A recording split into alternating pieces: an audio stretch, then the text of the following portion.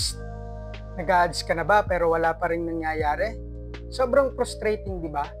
Yung parang may click na pero wala naman benta na sumusunod. Sana may secret na alam mong makakatulong. Yo, ako nga pala si Russell Abiner.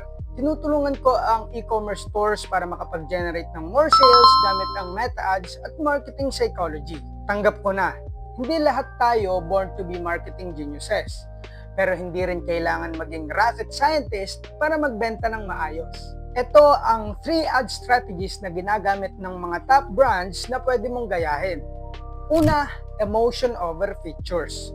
Yung emotional connections, hindi lang magandang product na tinutukoy mo.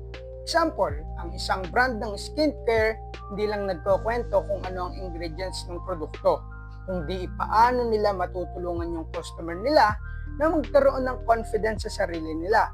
Kaya instead na just buy this serum, ang gawin mo, this serum will give you that glow, the one that makes you feel like you are ready to take on the world. Emotion sells better than specs. Pangalawa, limited time offers and scarcity. Wala namang urgency kung walang deadline. Kaya kung gusto mong bumili sila agad, set a time limit. Example, Shopee and Lazada are pros at this. So for example, flash sales ends in 1 hour. They know people panic when they see the clock ticking. So do the same. Offer discounts but make them limited, like buy one take one only this weekend. Scarcity creates that fear of missing out or FOMO.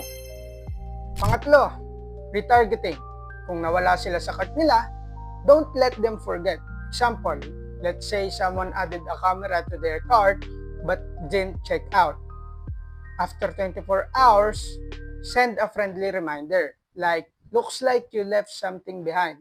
Still thinking about that camera? You'll be surprised how many will come back and finish their purchase once they get that nudge. Retargeting equals sales recovery. So question, alin dito ang unang strategy na sinubukan mo? Follow for more tips and let's turn that frustration into sales.